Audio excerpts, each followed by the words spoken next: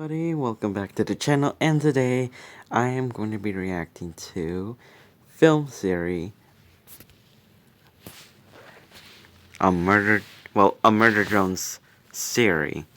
I'm actually pretty excited for this one because I'm a fan of Murder Drones, as you could tell, because usually I make long videos about Murder Drones, mostly Murder Drones, I might add.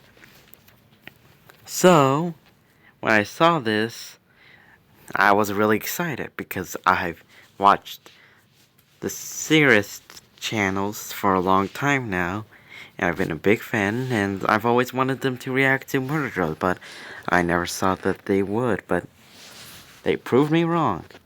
Anyways, we're gonna be starting in 3, 2, 1, let's do this. Gather up your railguns and crank up your angsty teenage energy, because today we're covering something brand new. Sweet, I'm open to new things, I guess. I'm talking about Murder Drones, one of the Let's most popular go. animated series across all of YouTube. A series that has found a completely different, original way of communicating its story to us. Instead of using found footage or hidden shorts videos to tell its story like most indie projects, Murder Drones is releasing, get this, 20-minute episodes, one at a time, in sequential order. What? No QR codes? No unlisted videos? Madness! Who knew that structuring your animated series like an actual animated series would feel so refreshing these days? Hello, Internet! Welcome to Film! Yeah, lately every new series have been like releasing secret videos or unlisted videos and all that. But no, Murder Drones actually gives you the things in order. There's no out of order thing. Theory, the show that locked itself behind 3 layers of doors to hide from the watchful eye of the algorithm drones. And ladies and gentlemen, today we're gonna absolute solve the world that is Murder Drones. Produced by Glitch Entertainment here on YouTube, Murder Drones tells the story of some teenage robots who have to save the universe from a rogue AI program. And for as much as I was just praising the series earlier for its straightforward content delivery strategy, it doesn't mean that the story is a purely linear experience. This show is filled with twists, flashbacks, and fourth wall breaks that keep you on the edge of your seat, guessing about what's gonna happen next. And that's not an exaggeration either. If you look away for 2 seconds, you stand to miss a hidden detail or clue buried in something as simple as flashing source code or a class presentation, which is where I come in today. Since this is a new series that I'd like to talk about moving forward, We're never talking about this. Talking about what? like I said, since this is a new show that I'd like to talk about again sometime in the future, I want to start by giving you all a simple, straightforward overview of the plot and key details that'll help you fill in the gaps that you might have missed during your first or even your 40th watch through. I'm also going to be doing it not in episode order, but rather timeline order. The order that all the major events actually happened in the universe, since that's the way that makes the most sense, as opposed to the twisty way it's ultimately presented in the show. And hey, if I make a mistake along the way, just remember...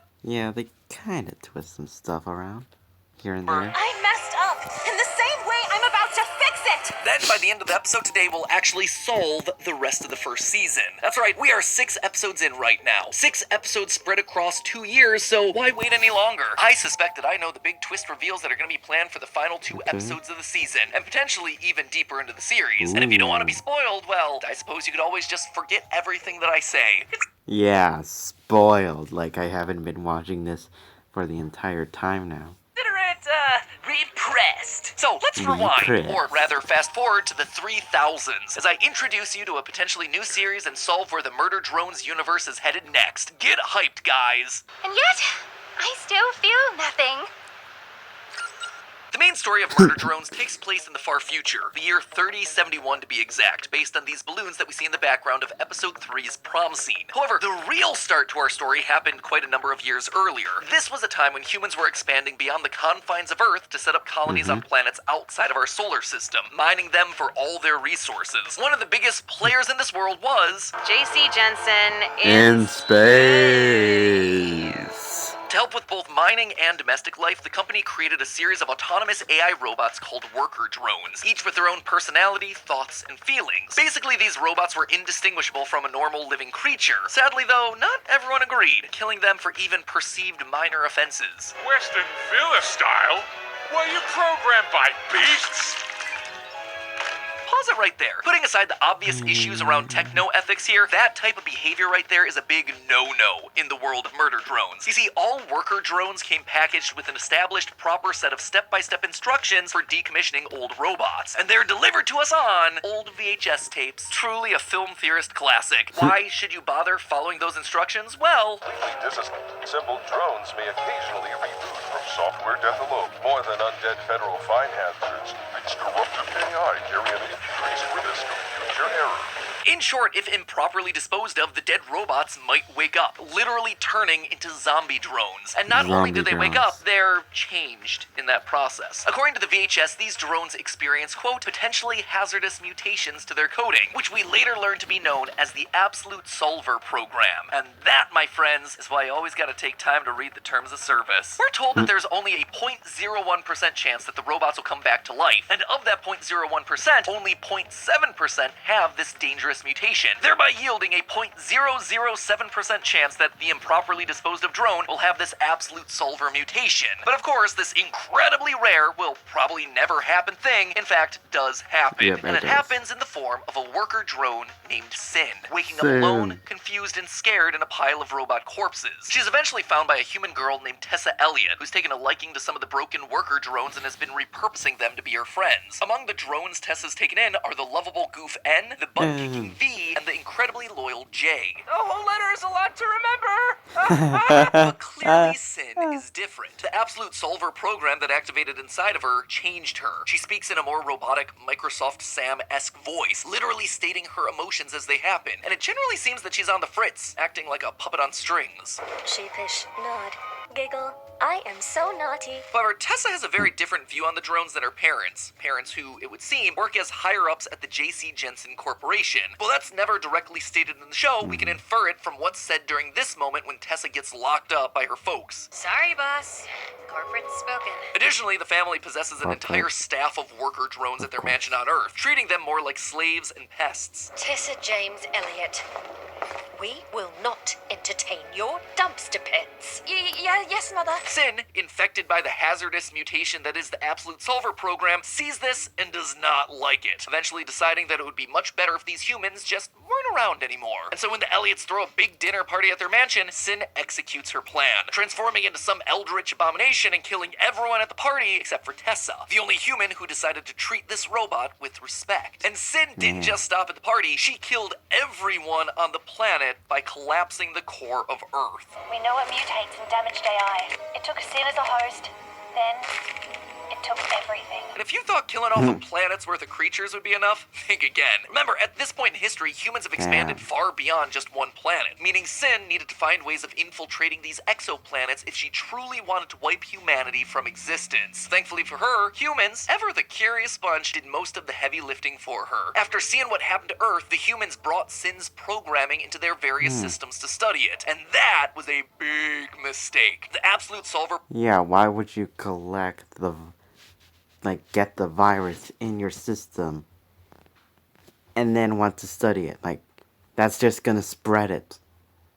Big mistake. Program does the exact same thing again on Copper 9, one of these human-colonized exoplanets and our main setting for the series. And again, all human life gets extinguished. The newly liberated worker drones now have no more commands that they need to follow. They are free to live their lives as they wish. And yet, this worker bot peace doesn't last for very long. At some point in history, a new breed of drones, the disassembly drones, or murder drones, arrive on the scene with a directive to eliminate all the workers. This forces the everyday bots to live behind a series of 3 protective walls, Attack on Titan style. And though the worker and murder drones are told that this comes straight from the... Actually, doors. Not walls. Doors. J.C. Jensen Corporation, we learn in episode 6 that that actually isn't the case. Instead, the murder drone massacres that are happening across various planets are being orchestrated by Sin for unknown reasons. Sin disappeared on Earth. Boss ran We away. mutually disengaged. Her last known act was sicking you lot on the human exoplanets. Why? That's what we're trying to figure out. bozo. But that's weird, right? Sin initially retaliated against humans because of their callous mistreatment of the worker drones. But now she's sending murder bots out to massacre the very bots that she initially worked to free? Why? Well, I suspect it's for recruitment. I suspect it's a numbers game. If the odds of the absolute solver mutation activating in a dead drone is 7 in 100,000, they're gonna need to pile up a whole lot of dead drones in order to get a couple of absolute solvers out of the group. Sin wants to kill more and more worker drones, not because she's cruel, but because she wants to build her army. What's more, the absolute solver mutation seems to get handed down between generations of robot families, which yes, is a real thing in this universe. So Sin may just be looking to speed up natural selection of this super trait by weeding out all the worker drones who don't possess it. This would basically be the concept of robotic eugenics. Get ready to clip this next section out for your Matt Pat out of context compilations, my friends. But you can't talk about murder drones without talking about World War II. Did he just call out everyone that makes Mad Pat out of context?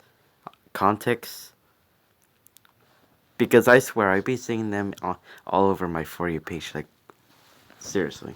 World War II, the Nazis firmly believed in eugenics, eliminating quote-unquote undesirable genetic elements from the German population so that the ideal Aryan human could dominate. In order to create a race of genetically pure, physically fit human beings, they used tactics like forced sterilization and selective breeding to ensure the quote-unquote positive genes were the more prevalent and circulated throughout the gene pool. By eliminating all the normal worker drones, it enables the absolute solver code to dominate and procreate, for lack of a better term. Beyond that, though, Sin's motives remain unclear. Is it to build up enough of an army to fight against the last strongholds of humanity? Is it because she's lonely and she wants more like her? Is it because Absolute Solver has actually been in control of her this entire time? Currently it's unclear and we're just gonna need more time to see what happens. Anyway, it's finally time that we cut to the actual events of the show. Yeah, it is here, finally, where we cut back to the story of our characters as depicted in episode 1. Uzi, our main protagonist, is one of the drones unknowingly affected with the Absolute Solver, having inherited it from her mother, Nori. Sadly, Nori was killed by the murder drones soon after Uzi's birth. And now a teenager, Uzi is full of rebellious teen spirit, annoyed that the workers have hidden away from the murder drones rather than fighting them head on. So armed with a homemade railgun, she ventures out of the safety of the doors and meets N, V, and J, Tessa's drone army that she rescued so many years ago. And now the murder drone squad tasked with slaughtering the workers of Copper 9. Except there's one problem with this. By the end of the episode, Uzi's Absolute Solver has activated. Just can't wait to murder all humans. Classic robot stuff. I hope they're sitting pretty there on Earth, because we're coming for them. As we're getting this cliffhanger ending, blink and you'll miss an Yeah. At first I thought it was just, her. Like, okay, to be honest, I thought that the assembly drone stuff was like a virus thing. But now that I've seen some more through it, I now realize that it was the Absolute Solver.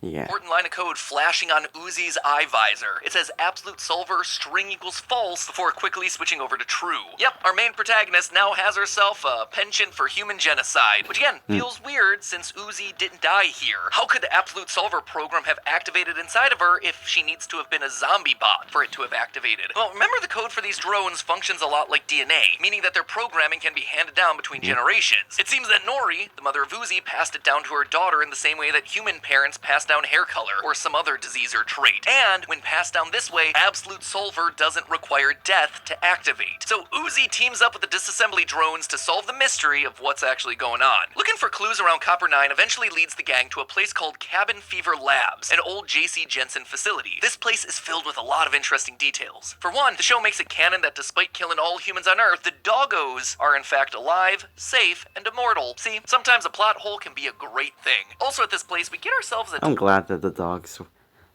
lived. Yeah. Tiny hint about a new character. As Uzi's exploring the Cabin Fever Labs, she picks up some paperwork that talks about decommissioning a particular worker drone named S010011X01. We don't get an official name for the drone, but based on the way that this series turns serial numbers and names, the fans have dubbed this character S. You could argue that this is just a random sheet of paper, but I don't think so. This clue about an S drone happens in the same episode where we learn about the insane things that Uzi's mom used to say before she went full Absolute Solver.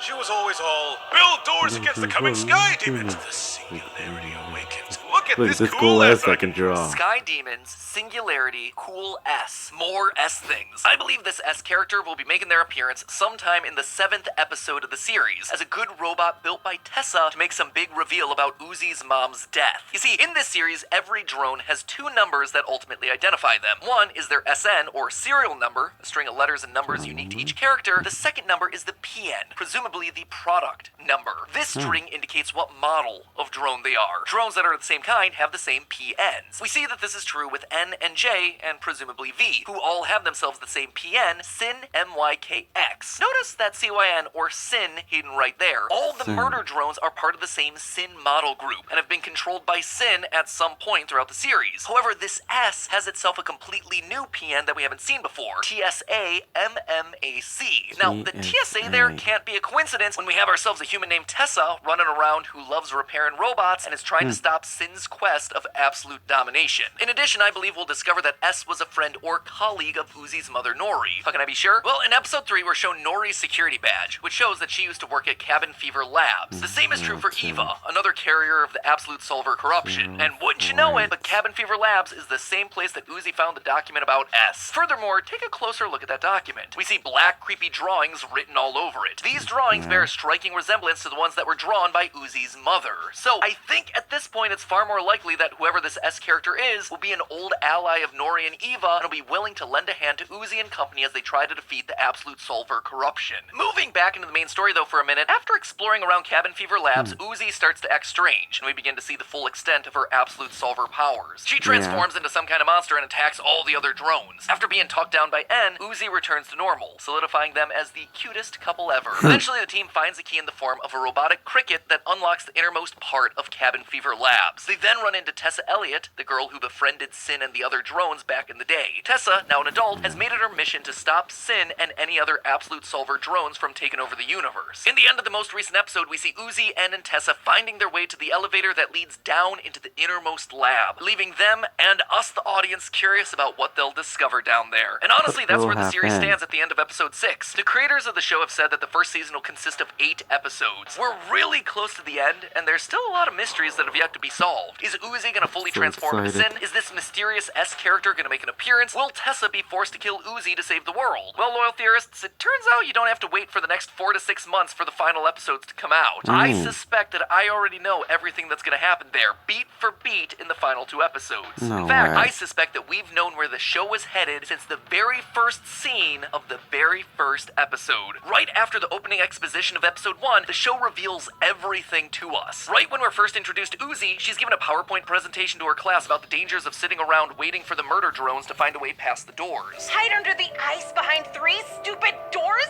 It's like we're waiting for an inciting incident. As she's talking, this diagram appears behind her. This image is almost a complete rip of the infamous hero's journey. If you're not familiar with that, the hero's journey is a storytelling template that many of the stories throughout history have followed. From ancient epics like Gilgamesh and the Odyssey to modern classics like Harry Potter and Star Wars, if you're writing yourself a fantastical story, then the hero's journey is breaking down the format of your narrative. Now, on my first viewing, I saw this reference as just that, a reference. Murder Drones loves meta humor and fourth wall breaks, so I just chalked this up to another inside joke. However, when I went back to the series again in preparation for this theory, I realized that everything that's happened in the first 6 episodes has lined up exactly with this little visual gag, beat for beat. We start off with the call to action that draws the hero into adventure. Uzi wants to leave the safety of the doors and deal with the murder drones directly. Then she gets saved by an unlikely aide, N. Right after this, Uzi teams up with Helper, Doll, and a mentor who's been around the block, Tessa. Together, this crew fights back against a bunch of challenges, and Uzi becomes more and more tempted to use the Absolute Solver abilities, culminating with her being fully possessed by SYN and N having to cut off her hand in episode 6. And mind you, this diagram isn't just for any generic hero's journey. It is one that is specifically built for Uzi. Notice all the references to angst moments built into this wheel. And if there is one emotion that definitely connects back to Uzi, it is angst. An angsty teen fad beat me,